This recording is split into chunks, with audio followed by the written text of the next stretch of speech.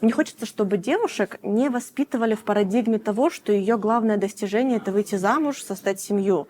Мне хочется, чтобы каждая девушка в первую очередь выбирала себя, а затем уже решала, нужна ли ей эта семья, хочет ли она ее создавать, в каком возрасте это произойдет.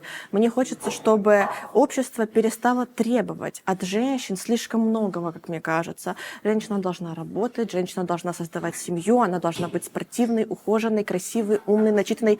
Очень много требований, но почему-то мы не предъявляем такие требования к мужчинам такого размера, такого масштаба. И мне хочется, чтобы девушки понимали, что они не должны соответствовать чьим-то правилам и требованиям. Они создают сами для себя свою жизнь и выбирают. И очень не хочется прожить всю жизнь, а потом подумать, что я столько всего не успела, столько всего не сделала, а мне так хотелось, а я не попробовала, потому что кто-то что-то скажет.